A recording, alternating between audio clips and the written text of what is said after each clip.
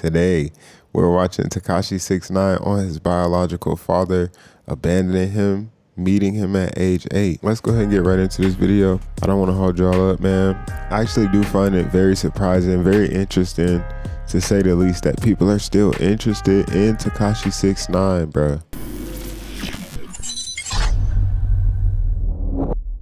All right, here we go. The interview nobody saw coming. Tekashi 6ix9ine on Vlad TV. All right. I thought I'd been there when I told you that. I thought I did one. Nah, this is our first time. I thought you gave me, you know how when they have the Vlad interview and they send like the assistant out to do it? I felt like I did one of those because I was, remember? Nah, I'm definitely doing this one myself. I bet. Well, let's start in the very beginning. Yeah. Born and raised in Bushwick, Brooklyn. Mm-hmm. What was your childhood like? I mean, like a regular childhood, like just, you know, Mexican mom came in 1986, you know. The cliche, you know, single parent home. You know, my stepfather, who I thought was my real father, you know, played that role for me, you know. But we didn't have crazy money.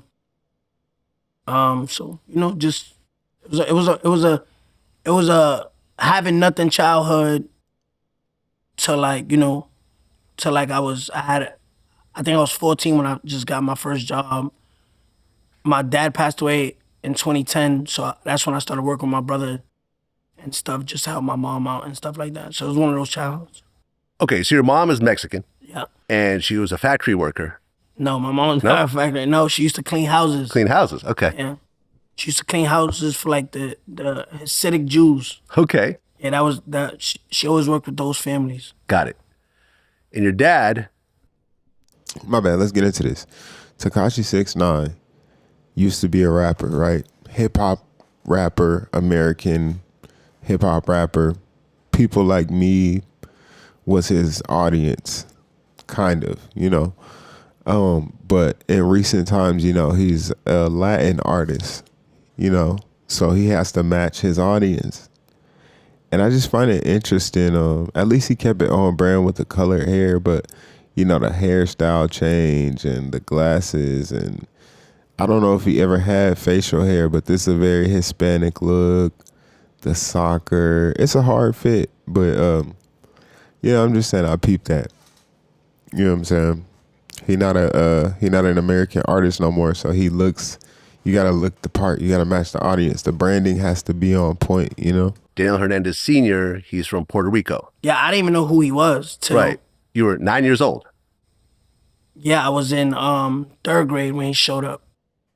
Okay, but your mom said that your dad was dead at one point? No. Okay. I thought my real dad was my stepfather. Stepdad. Yeah, Luis Nazario. So you meet your dad around 8 or 9 years old. What was it like to see your dad for the first time? Like, did he look like you? Nah, I didn't even know. I was walking home from school. This dude comes up to me, asks me for directions, right? And he asked me, where's a train or whatever, like a train station. I said, yo, you walk down, go left. That's where you're going to find a train. That's me coming out of school.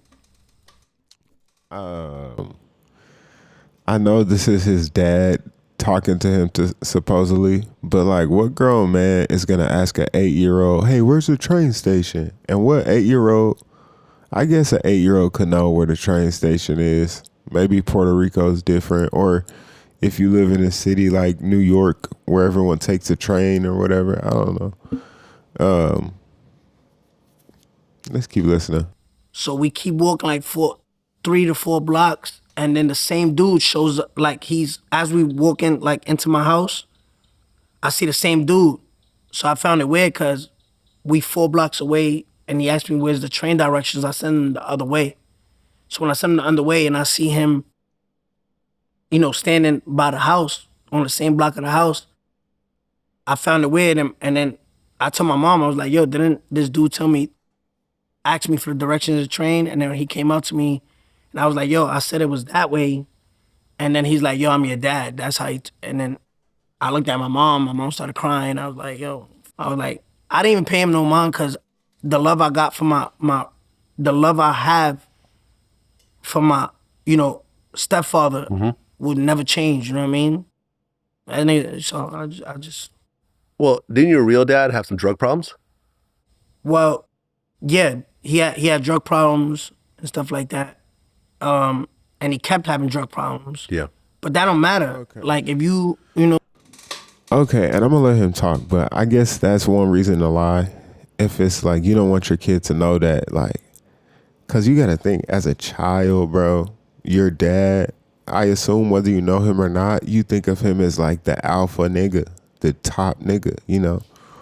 So if you find out like, oh, my dad's actually a loser and he on drugs and he's strung out, like that might affect you. So, okay. I mean, to be strung out is basically death. So, you know, but yeah, I understand that would be a hard, confusing thing to explain. Have drug problems, you know, you still my dad, you know what I mean? Yeah. But abandoning me, you know what I mean? That was a whole, you know, and there was no reason for it. Cause if you came into my life and my mom opened that door for you to like, you know what I mean? Cause my mom, I know her working, cleaning houses doesn't, and my mom, it's my mom. So I lived with. See, okay, and this is the part where it gets interesting, or where I'm like, okay, mom, is this really what happened? Like, you know, the dad's strung out, so how can he probably can't say otherwise. He probably don't remember how it went, you know. But it really could have been the dad was on drugs. The mom was like, hey man, I'm leaving you, bruh.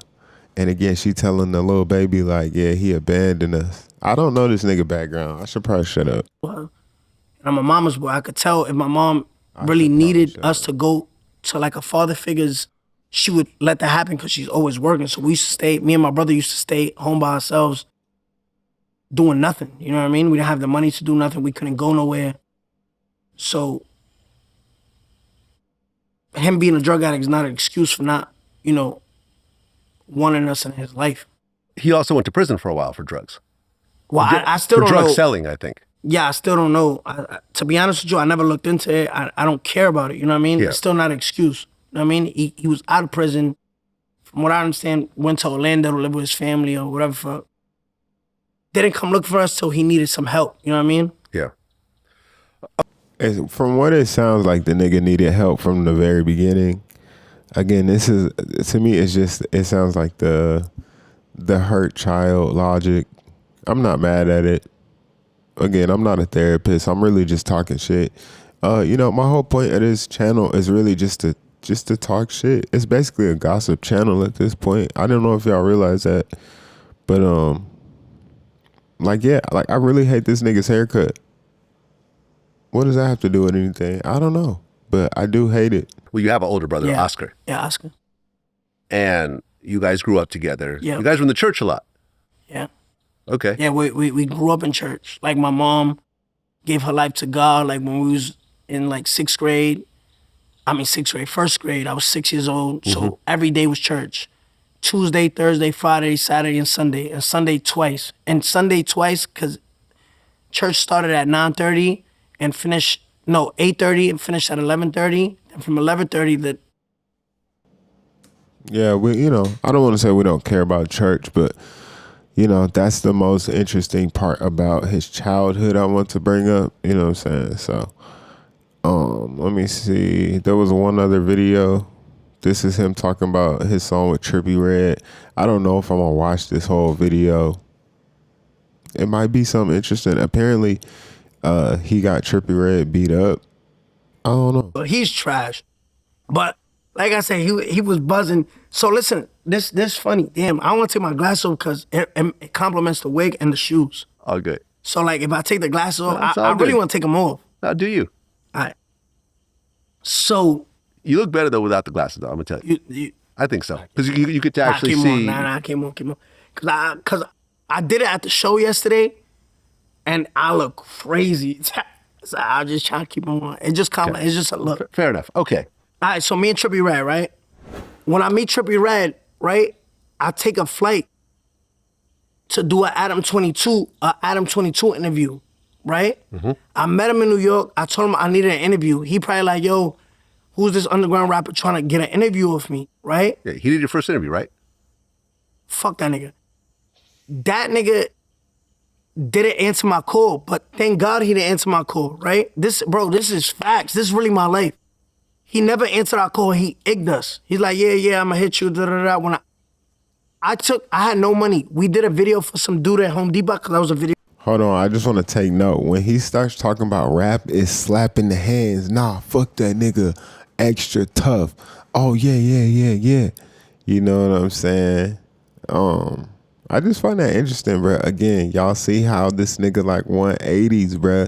He forgot he not wearing the other extensions. You know what I'm saying? He wearing the new wig. You know, he done forgot. Videographer. I know how to handle camera. We did a video for some nigga in Home Depot, and with that $700, we booked a flight from Philadelphia to LA, like some spirit shit. When we get to LA, we get to Airbnb in Venice Beach, and I'm telling, yo, Adam, I'm here, like, what's up, let's get an interview. The nigga just go ghost. So I'm like, damn, we came out here for nothing. So I really went for that, and like I said, I don't want to be mistaken. That's why I asked you with the famous decks. No, so now, look, J Stash was first. Because I remember, because he came to that Airbnb in Venice Beach. Now, I don't know, because we always stood in that Airbnb by the water. So, like I said, anyway, the Trippie Redd shit, Adam 22 egged us. We in the Airbnb, and niggas say, yo, you should do a song with this kid, Trippie Redd. He's hot right now on SoundCloud.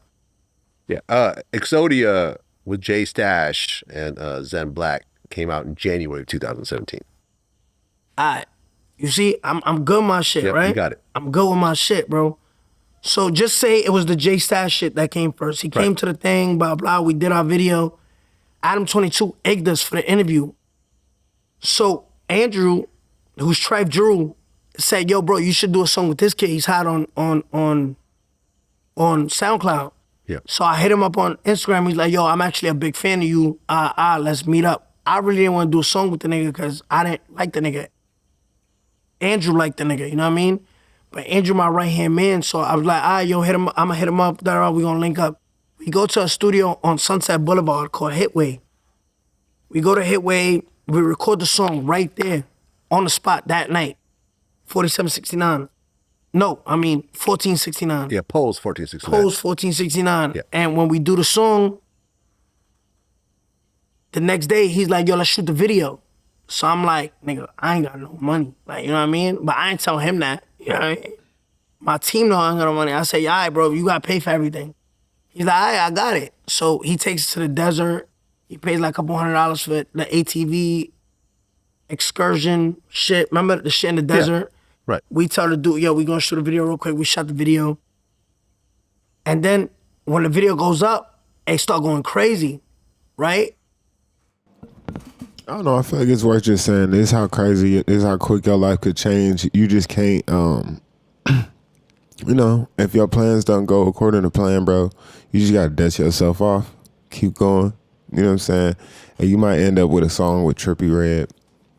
You know, there's been definitely moments in my time where I knew better than to quit, but I was just like, bruh, I just want to do something else. And if that's where you at, then so be it. But anyway, that's it for my video, man. I appreciate y'all so much for watching, bro. But that's it for the video. Peace out. Stop the video. If you would, just consider following me on Instagram and Spotify. I got a goal. I'm trying to get to 2,000 monthly listeners. And after that, I'm trying to get to 5,000 monthly listeners. Y'all have been great, man. I really appreciate y'all.